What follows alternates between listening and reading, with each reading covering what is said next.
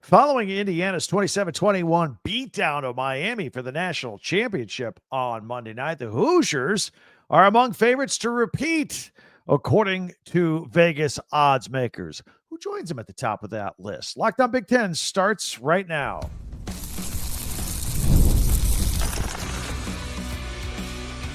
You are Locked On Big Ten, your daily podcast on the Big Ten Conference.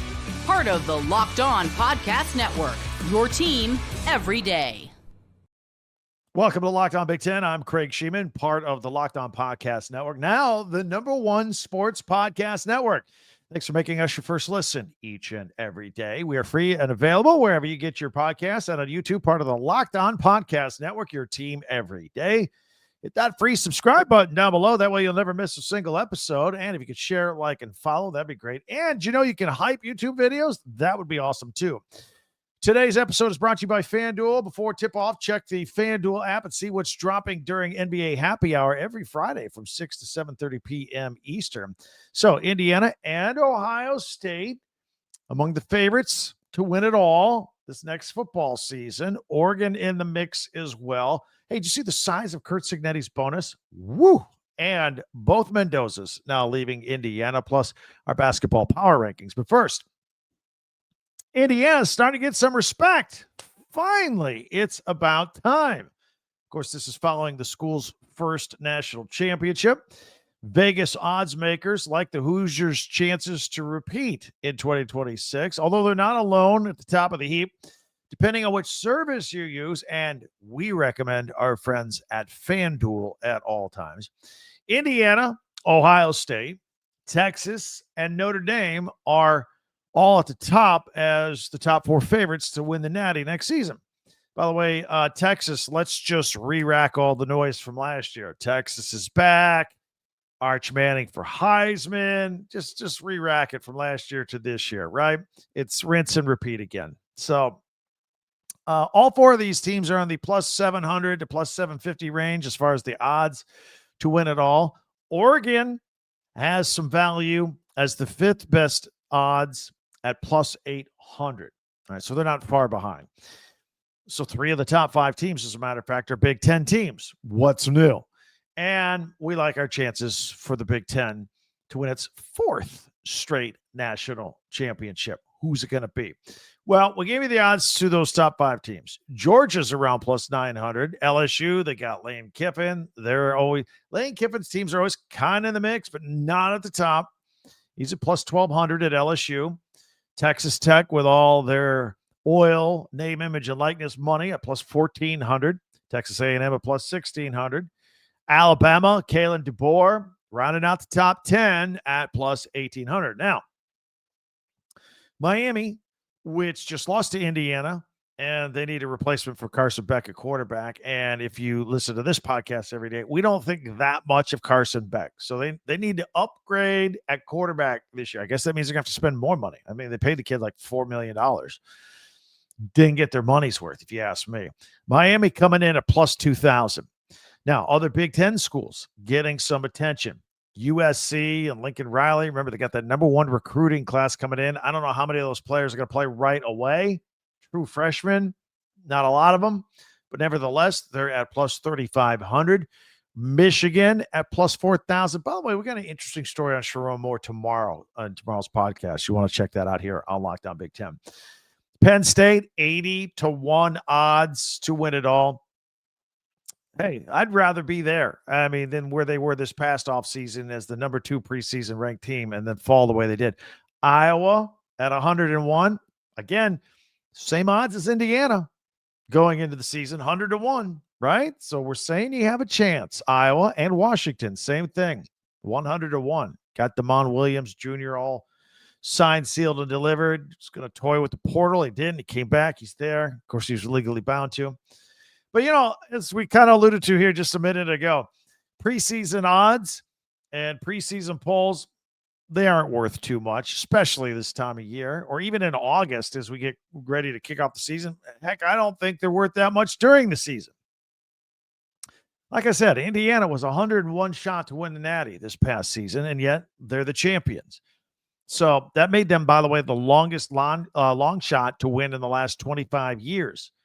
And the preseason polls, separate from the betting waging, the betting lines, like the AP poll and the coaches poll, they had the Hoosiers ranked no higher than 20th to start the season. So most of these experts, they weren't really paying attention to Indiana. Most of those experts thought the Curt Cignetti and the 2024 Hoosiers were kind of a nice story, feel-good story, new coach, bad team, all of a sudden good. They thought that would be the end of it. They thought the Hoosiers would fall back a little bit to reality in 2025. For those of us that pay attention, and I pay attention, I watch all the games. Even I got to say, it took me about 2 to 3 weeks to realize, because after watching games, not just making stuff up in the summertime, but actually watching their games, by about week 3, I was like, this team's better than the 11-1 team from the previous year. This is going to be interesting. Nobody else was saying it. I'll give credit because I'm making a point here. A couple of weeks later, Joel Klatt, Fox Sports, was the only other national pundit who actually said the same thing. He goes, yeah, this year's team's better. I said it first. He said it next. And it took everybody just a slow roll to realize that as the season went on, they all wanted to wait to see that game at Oregon and Autzen Stadium. And, of course, Indiana won that. Then people slowly started coming around, but they still would always hedge their bets. They didn't know really how good Indiana was. We did. You did. Everydayers who watch us, we talked about it. I made the Bulls. I middle of the season with our power rankings. And by the way, we'll have our basketball power rankings here later. Even though Ohio State was the number 1 team in the country throughout most of the season, if you look back at our power rankings each and every week from about mid-October on, we had Indiana number 1, Ohio State 2. I really thought they had the better roster. And I made the controversial comment, I think they had the better wide receiver room. And we all know that Ohio State had Jeremiah Smith and Carnell Tate. Anyway, some big things were around the corner for Indiana at that time. Some of us caught it earlier than others. So anyway, enough about that. I got receipts. People kept waiting for reality to hit the Hoosiers. And by reality, I mean waiting for them to fall back or take a loss against a good team. But even after winning the Big Ten, almost every talking head on ESPN, which those shows are just worthless, they all picked Alabama over Indiana before the Rose Bowl. Even Nick Saban, who sat there, spent 10 minutes telling everybody how he's telling everybody that Indiana is for real. You got to pay attention to them. They're good. They're going to beat people. And then he went and picked Alabama. As you know, he was wrong, along with everybody else at that desk, except I believe Joey Galloway. Everybody picked Alabama. Indiana then won by 35 points. Again, some people are just slow. That's all.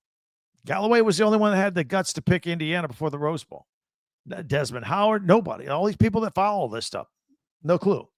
So it was more of the same for the most part before the Oregon game of the Peach Bowl. Indiana won that by 34. Even some cowards and talking heads were picking Miami before the Natty. They're like, Miami's strength and size and powerfulness. They're going to be tough for Indiana to handle. Oh, and plus it's at Miami in their own field. No, they weren't getting it right. We never wavered. We took the Hoosiers. We took them to cover, which they didn't do, but it was a closer game than we thought. But these same type of experts, they're the ones that thought Penn State was the preseason number 2 team. Clemson was a top 5 team. What happened to those teams, huh? Exactly. At least now it appears that those who make money and those who lose money making predictions are expecting Indiana to be right back near the top in 2026.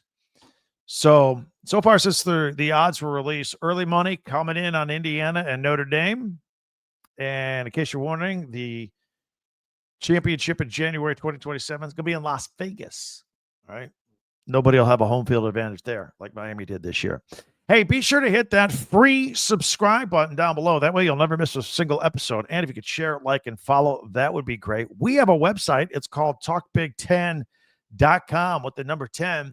All of our podcasts go there. Plus, you can click a link of your logo of your favorite school. Takes you right to a store. Indiana fans, get your national championship gear. Click it on at our website, talkbig10.com. Click on the Indiana logo, and it'll take you right there, and you'll get some cool stuff that says national champion on it. Speaking of national champion, Curt Cignetti, how big was his bonus for winning it all? It was substantial. Plus, not only is Fernando Mendoza leaving because he's going to be the number one pick in the NFL draft, his brother is leaving as well. Made an announcement before that team even left Miami. And he's found a home already. We'll tell you where he's going, all that you need to know, the latest news around the Big Ten, and we'll have our power rankings for basketball, and I'll tell you how you could join our Everydayer Club. All that coming up in 1 minute right here on Locked On Big Ten. What a great college football season. We're in a basketball season now, both college and NBA, and Friday nights feel different. You know, FanDuel is making them even better every Friday night before the games tip off. FanDuel gives fans a new way to kick off the weekend with the NBA Happy Hour. NBA Happy Hour is your official pregame, a limited time window where special offers drop right inside the FanDuel app right before the action starts. That's right. It's from 6 to 7:30 Eastern Friday. Check it out. It's got to be appointment viewing, the NBA Happy Hour with FanDuel. FanDuel's great. It's easy to follow along on the app. Instant payment when you win. It's all great. So before tip-off, check the FanDuel app, see what's dropping during NBA Happy Hour every Friday from 6 to 7:30 p.m. Eastern. A little basketball, a little action, a whole lot of Friday energy. That's right. That's NBA Happy Hour only on FanDuel, the official sports book partner of the NBA. Check it out at FanDuel.com. Thanks for checking us out here on Locked On Big Ten and making us your first listen each and every day. And also thanks for making Locked On the #1 sports podcast network. You live your team every day. I know you're very passionate about it. Now I'm going to give you a chance to level it up a little bit. All right. We have our audio podcasts, Spotify, Apple, wherever you get them. You can get them ad free. The same very podcast right here, ad free on audio. By joining the Everydayer Club. You'll get Locked On Big Ten with no interruptions. Members only Discord access. I was jumping on there at halftime, by the way, into the conversation of the national championship the other night. And it's just $5 a month, $50 a year. So check it out. You can go to lockedonbig10.supercast.com or check out the show notes on the video after you're done. And you can check that out at lockedonbig10.supercast.com, and you can be a member of the Everydayer Club. So it's official. No surprise. The Indiana Hoosiers are the #1 ranked team in the final Associated Press poll after beating Miami for the national championship and capping off an undefeated season. It's the third year in a row that a Big Ten team has finished #1 as the Hoosiers followed Ohio State and Michigan for the past 2 seasons. The Miami Hurricanes jumped 8 spots. Remember, they were 10, jumped up to #2 following their loss to the Hoosiers. So they lose and jump up 8. A lot of people thought they were a pretty good football team. It's their highest ranking since they were 3rd in 2003. By the way, Oregon finished #4. Congrats to them. The 3rd straight year that Dan Lanning's team has finished in the top 10. Ohio State finished 5th. It's a top 10 finish for the 12th straight year for the Ohio State Buckeyes. And the Big Ten has had 3 teams in the top 5 now for the 2nd straight year. People want to say the Big Ten's top heavy. Fine. They're really good at the top. So, and by the way, as we reiterated earlier, here's what we think of the polls. Indiana started this year at preseason number 20. Penn State was number 2. All right. Didn't exactly work out that way. Iowa finishing the AP poll 17th after winning their final 3 games. USC 20th. Michigan 21st. Now, winning the national championship was pretty profitable for Curt Cignetti. He's going to receive a $2 million bonus after getting through all the bowls and the semifinals and winning the championship. $2 million added to his salary from a contract he just signed in October. Another extension. So this year, Cignetti earned $14.675 million. That's pretty good. And he's going to get a raise because he's got an escalator clause in there. Again, he just signed this contract in October. It was an 8-year extension worth about $11.6 million a year, plus the bonuses.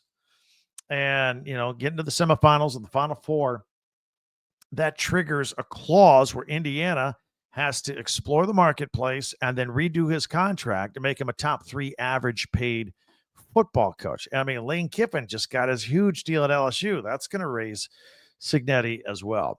So the Big Ten, what's coming up next? Going to announce the 2026 football schedule next week, Tuesday, 5:30. We already know one of the games. We know that the rematch of the Big Ten championship game between Ohio State and Indiana will be at Indiana. It will be October 17th. We found out the rest of the schedule on Tuesday. For everybody else, we can't wait for all that. It's going to be great. So Tuesday morning, hours after Indiana won the national championship in Miami, they haven't even left town yet to go back home. Fernando Mendoza, the Heisman Trophy winning quarterback, his brother Alberto Mendoza, as you know, was his backup and actually recruited Fernando to come to Indiana, even though that meant that Alberto would not be the starter. The rest was history, Heisman, and a national championship. So Alberto, being the backup, he entered the transfer portal. And I know the portal's closed, but for teams that were still playing, it's still open for a little bit longer. So by the end of the day, he found a home already in the ACC with Georgia Tech. And he joins a Yellow Jacket team that will include former Michigan running back Justice Haynes, who just left Michigan. And before his injury, led the Big Ten with 7.1 yards per attempt. Now he's going to be at Georgia Tech. And now he's going to have the younger Mendoza throwing him the ball, handing off the ball. Georgia Tech, of course, is looking to replace Haynes King, very versatile quarterback there. And they open the 2026 season, by the way, against Deion Sanders and the Colorado Buffaloes. That'll be exciting. That'll get a lot of attention. That's on September 5th. So Alberto Mendoza is a rising junior. Played in 9 games this season, mostly mop-up duty for his brother, 18-24, 286 yards, and 5 touchdowns and only 1 interception. I think he's a pretty good quarterback, actually. So, and his departure was not entirely unexpected at all because the Hoosiers just announced a couple of weeks ago that TCU quarterback Josh Hoover is going to be transferring into Indiana, and he will be the presumed starting quarterback for Curt Cignetti and the Hoosiers. All right, Wednesday tonight, we got some men's basketball. Maryland is at number 11, Illinois. Illinois 15-3. That game is at 7 o'clock Eastern tonight on the Big Ten Network. Washington at number 7, an undefeated Nebraska, 18-0. Are they still on the top of our power rankings? You can find out in just a minute there. That game will be at 9 o'clock Eastern, 6 o'clock Pacific on the Big Ten Network. Northwestern is at USC. The Trojans are 14-4. That's an 11 o'clock Eastern game, 8 o'clock Pacific on the Big Ten Network. And today, Wednesday, we have some women's basketball. Number 24, Nebraska at Wisconsin, 7:30 Eastern on Big Ten Plus. Penn State is at 25th ranked Washington, 9 o'clock Eastern, 6 o'clock Pacific on Big Ten Plus. Minnesota is out west at Oregon, 9 Eastern, 6 Pacific, Big Ten Plus. And Purdue also out west, the Lady Boilermakers at number 3 ranked UCLA with their 17-1 record, 10 o'clock Eastern, 7 o'clock Pacific, also on Big Ten Plus. If you are new to our podcast, by the way, if you are, welcome. Thank you for joining us.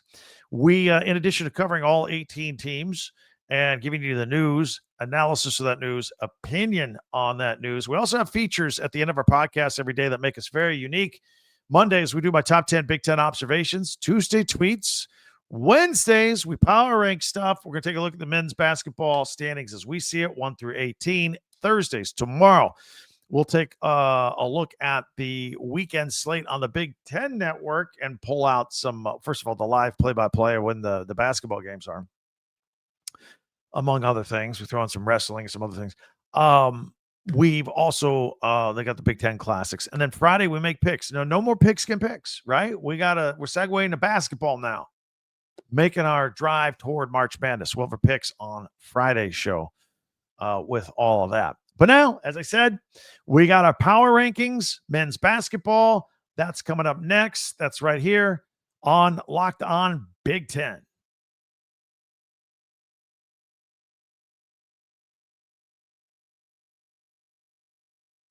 Thanks for checking us out here on Locked On Big Ten. We always appreciate it. All right, it is time now for our Big Ten basketball power rankings for men's basketball. If you're audio only on Spotify or Apple, don't worry about it. We're just going to put up a list. We'll start out at 1 through 10 with the school logos. We'll talk about them just a little bit here as well. So there we have it.